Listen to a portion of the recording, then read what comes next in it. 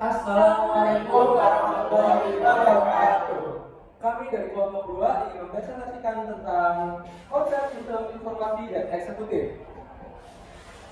Perkenalkan, saya Muhammad Nabil Novi dengan NIM 2307070 sebagai moderator, dan rekan saya Andi Maulana dengan NIM 2307059. Saya Wisnu Wijaya dengan NIM 2307067. Saya Muhammad Rafli dengan NIM 2307071. Saya Intan Nurlaini dengan NIM 2307009.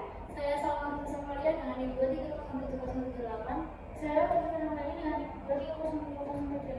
Enggak, rapi dulu.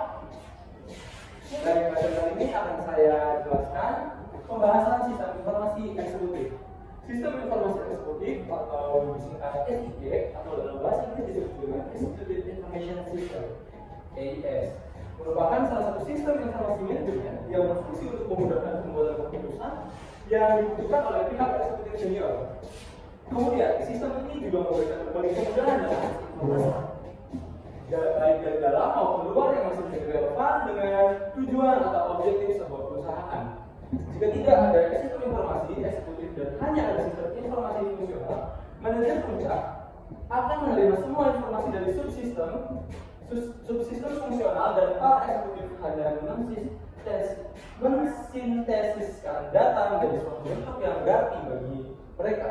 Sistem informasi eksekutif membebaskan eksekutif dari tugas tersebut. Selanjutnya saya akan menjelaskan mengenai tujuan sistem informasi eksekutif.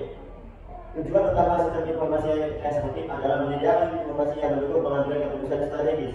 Beberapa tujuan kunci SIE ini meliputi pemahaman situasi bisnis, yaitu menyediakan informasi komprehensif tentang kinerja organisasi, lingkungan eksternal dan pasar untuk membantu eksekutif memahami situasi bisnis secara menyeluruh.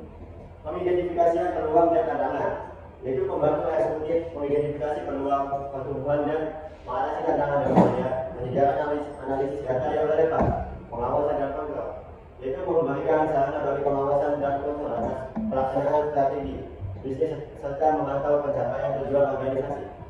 Ini ada komponen sistem informasi eksekutif. Secara umum, komponen dari AIS dapat tergolong seperti 1. Hardware, perangkat keras. Ketika bicara tentang perangkat keras, untuk satu lingkungan AIS, kita harus fokuskan pada perangkat keras yang dibutuhkan pertemuan eksekutif. 1. Fokus pada perangkat keras untuk eksekutif information system (IIS) dengan penekanan pada kebutuhan pertemuan eksekutif.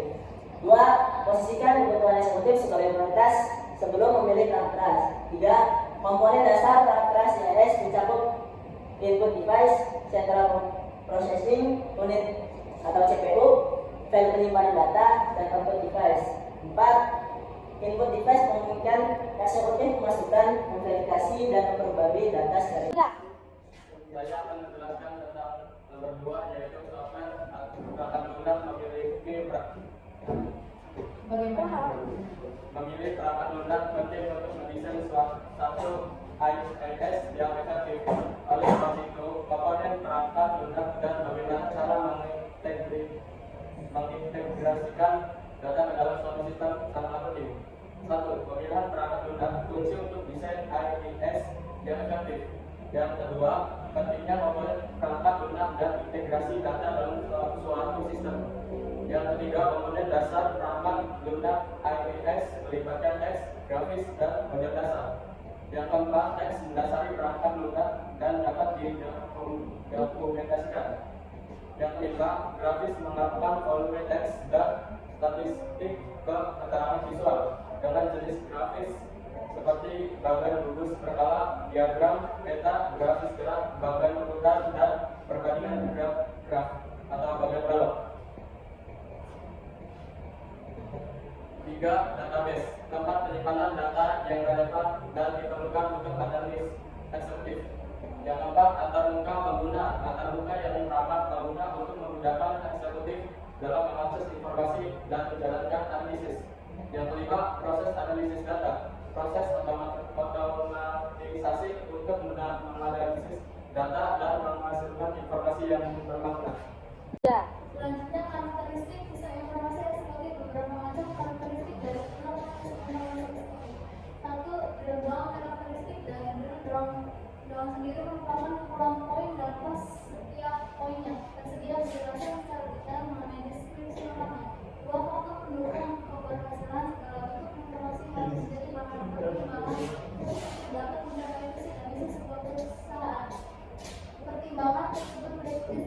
eksekutif operasional dari perusahaan yang mengikuti aspek lingkungan, industri, dan organisasi. Ketiga, akses status setiap informasi harus mudah untuk diakses sama saja serta terdapat notifikasi khusus, sehingga seorang pimpinan eksekutif mampu bekerja secara optimal baik di dalam lingkungan internal perusahaan maupun eksternal.